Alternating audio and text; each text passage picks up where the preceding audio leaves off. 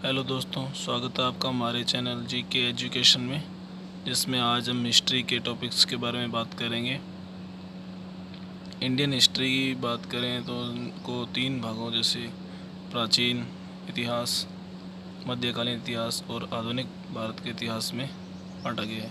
तो आज हम प्राचीन इतिहास से शुरू करते हुए आधुनिक भारत तक जाएंगे। तो प्राचीन इतिहास से पहला टॉपिक है सिंधु घाटी सभ्यता, जिसके बारे में हम आज अध्ययन करेंगे। तो शुरू करते हैं। तो सिंधु घाटी सभ्यता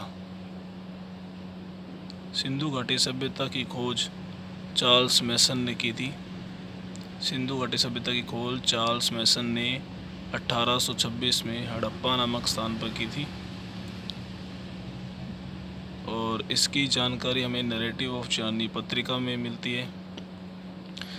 इस खोज के बाद में कई इतिहासकार है, जैसे बर्टन बंधु नाम से, जो 1856 में आए थे, जेम्स बर्टन और विलियम बर्टन। उसके बाद में अलेक्जेंडर कनिंघम 1853 से 1856 के मध्य। उसके बाद में इस सभ्यता स्थल की खोज में खुदाई कार्य सर्वप्रथम जॉन मार्शल के नेतृत्व में किया गया था। एग्ज़ाम में क्वेश्चन पूछा जाता है कि सिंधु घाटी सभ्यता की खुदाई कार्य सर्वप्रथम किसने प्रारंभ किया? जॉन मार्शल ने। उसके बाद यहाँ से जो स्थल प्राप्त हुए हैं उनकी खोज किसने की और कब की?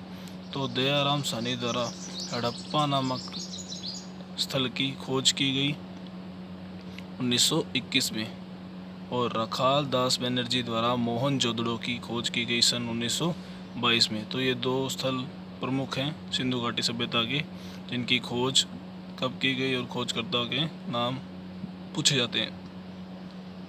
उसके बाद में इसका काल निर्धारण, तो C14 जो कार्बन डेटिंग विधि द्वारा इसका काल निर्धारण 2350 से 1750 ईस्वी पूर्व में किया गया था और DP अग्रवाल है जो इस काल का समर्थन भी करते हैं। इसका नामांकन किस प्रकार पड़ा कि सिंधु घाटी सभ्यता, क्योंकि सिंधु नदी के किनारे थी।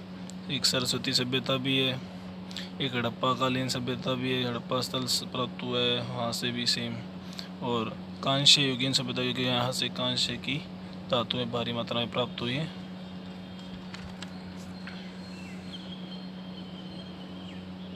उसके बाद है इसका उद्भव में विदेशी जो मत है उसके अनुसार यह एक सुमेरियन सभ्यता है।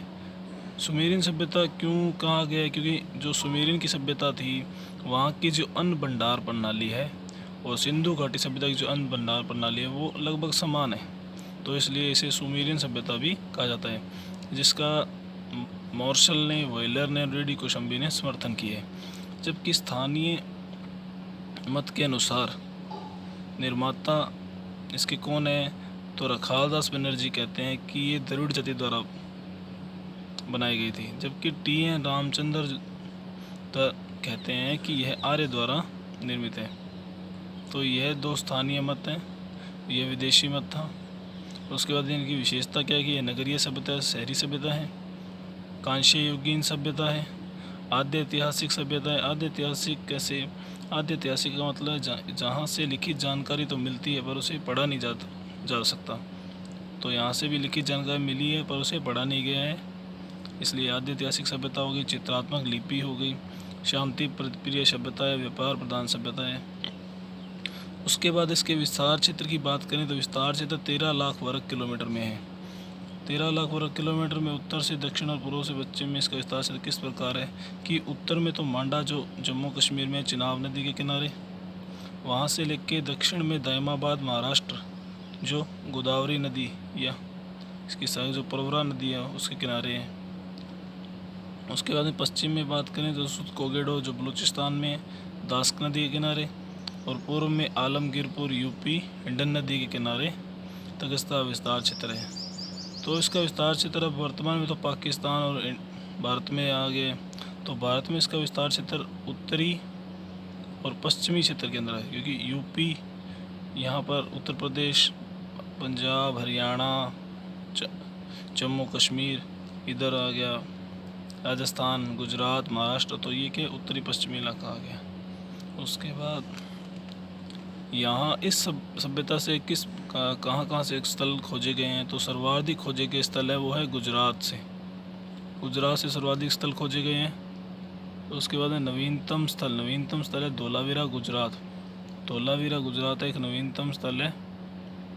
उसके बाद में खोजा गया नवीनतम स्थल कौन सा है, बालाथल उदयपुर। तो अफ़गानिस्तान में अब बात करते हैं, अफ़गानिस्तान में मिले स्थल। अफ़गानिस्तान से 2 स्थल मिले हैं, सोतुगोई और मुंडीकाक। सोतुगोई और मुंडीकाक कहाँ से मिले हैं, अफ़गानिस्तान से। उसके बाद हम बात करते हैं पाकिस्तान की। पाकिस्तान से कौन कौन से स्थल मिले, पाकिस्तान से हड़प्पा, मोहनजोदड़ो, सुतकोगिडो, चुनहूदड़ो, कोटदीजी, बालाकोट, अल्लाह दिनो। हड़प्पा की बात करें तो ये रावी नदी के तट पर है।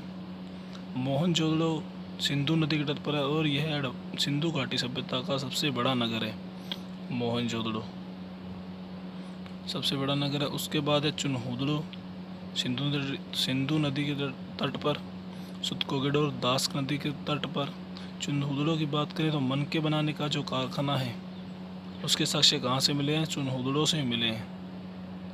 मनके बनाने का कारखाना चुनहूदड़ो से मिले हैं। दुर्ग के साक्ष्य किस स्थल से प्राप्त नहीं हुए हैं, सिंधु घाटी का सभ्यता का वह स्थल जहाँ से दुर्ग के साक्ष्य नहीं प्राप्त हुए वो कौन सा है, चुनहूदड़ो। फिर है कोटदीजी, सिंधु नदी के तट पर। बालाकोट, अल्लाह दिनो। अल्लाह दिनो क्या है, यह सिंधु घाटी सभ्यता का सबसे छोटा स्थल है। तो सबसे छोटा स्थल और सबसे बड़ा नगर दोनों ही पाकिस्तान से मिले हैं। उसके बाद बलूचिस्तान से बात करें तो बलूचिस्तान से सुतकोगिडो, दास्क नदी के किनारे जो सबसे पश्चिमी क्षेत्र है इसका, और डाबरकोट। उसके बाद सिंधु नदी के जो नगर नियोजन के है उनके बारे में। तो नगर नियोजन किस प्रकार की शैली है, वहाँ क्या क्या है। तो नगर नियोजन में ग्रिड शैली का प्रयोग किया गया था। वो सभी सड़कें समकोण पर काटती थी। तो उसके बाद में बात करें तो यहाँ से जितने भी स्थल हैं वो 2 खंडों में मिले हैं, जबकि एकमात्र जो स्थल है वो 3 खंडों में मिला है। वो कौन सा है, धोलावीरा। धोलावीरा के बाद ये एकमात्र स्थल है जहाँ 3 खंडों में मिला। उसके बाद यहाँ से जो ईंटें मिली हैं वो समान आकार की मिली हैं, 4:2:1 में। यहाँ के जो घरों के दरवाजे हैं वो मुख्य सड़क की ओर न खुलकर पीछे की ओर खुलते हैं, लेकिन एकमात्र ऐसा स्थल जहाँ से दरवाजे सड़क की ओर खुलते हैं वो कौन सा है, लोथल। लोथल कहाँ है, गुजरात में।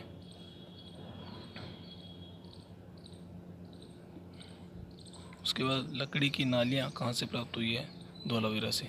तो धोलावीरा एकमात्र ऐसा स्थल है जहाँ से लकड़ी की नालियाँ प्राप्त हुई है, और यही एकमात्र स्थल है जो 3 खंडों में मिला है। उसके बाद सार्वजनिक स्नानागार, विशालनागार, सामूहिक सभागार, ये तीनों मोहनजोदड़ो से प्राप्त हुए हैं। उसके बाद हम भारत से मिले स्थल की बात करते हैं। भारत से जो जम्मू कश्मीर में मिला है मांडा, जिसकी हमने बात की, चिनाब नदी के किनारे जम्मू कश्मीर में। पंजाब से रोपड़ और संगोल 2 स्थल हैं जो पंजाब से मिले। हरियाणा से बनवाली, राखी गढ़ी, भगवानपुर, मिठातल, ये 4 स्थल हैं। बनवाली के बारे में बात करें तो यहाँ से मिट्टी के हल खिलौने प्राप्त हुए हैं। मिट्टी के हल खिलौने किस सिंधु घाटी सभ्यता स्थल से प्राप्त हुए हैं, बनवाली से। राखी गढ़ी, यह भारत में उपस्थित सबसे बड़ा नगर है। सिंधु घाटी सभ्यता का भारत में उपस्थित सबसे बड़ा नगर पूछे तो राखी गढ़ी है, और वैसे ही पूरे सिंधु घाटी सभ्यता का सबसे बड़ा नगर पूछे तो मोहनजोदड़ो, जिसकी हमने बात की थी। राजस्थान से कालीबंगा और बालाथल। कालीबंगा से ज्योति खेत के साक्ष्य मिले और अग्निकुंड के प्रमाण मिले हैं। उसके बाद आ जाता है उत्तर प्रदेश। उत्तर प्रदेश से आलमगीरपुर, जिसकी हमने बात की थी। यूपी में हिंडन नदी किनारे, यहाँ से मृद भांड पर मोर और गिलहरी की चित्र मिले हैं। और आलमगीरपुर के बाद संगोली, बड़गांव। उसके बाद महाराष्ट्र में है दायमाबाद, जो प्रवरा नदी के तट पर है। यहाँ से तांबे की इक्का गाड़ी मिली है। तो तांबे की इक्का गाड़ी किस स्थल से मिली है ये पूछा जाता है, तो दायमाबाद, महाराष्ट्र से। उसके बाद हम बात करते हैं गुजरात। गुजरात में लोथल, जो भोगवा नदी के तट पर है। लोथल की हमने भी बात की थी। लोथल क्या था, तो लोथल जो भोगवा नदी के तट पर है, चावल के अवशेष मिले हैं।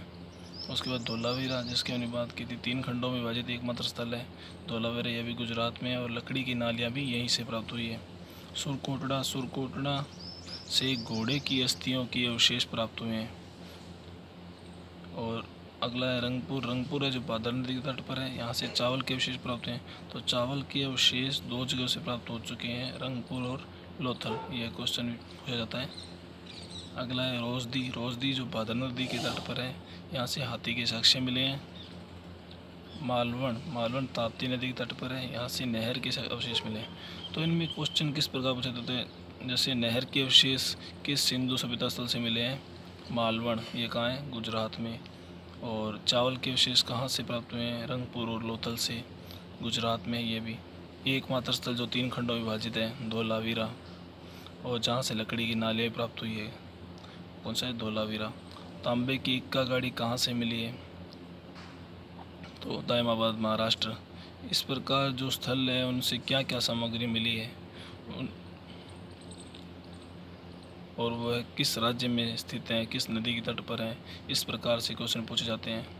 तो आगे हम इसी सभ्यता के जो मेन प्रमुख स्थल है उनके बारे में बात करेंगे। वहाँ से क्या क्या सामग्री मिली है, उनके खोजकर्ता कौन है, किस नदी के तट पर हैं, और थोड़े बहुत इनसे क्वेश्चन किस प्रकार बनते हैं उसके बारे में हम अगली वीडियो में बात करेंगे। तो वीडियो आपको अच्छी लगी तो लाइक करें, शेयर करें और सब्सक्राइब करें। Thank you.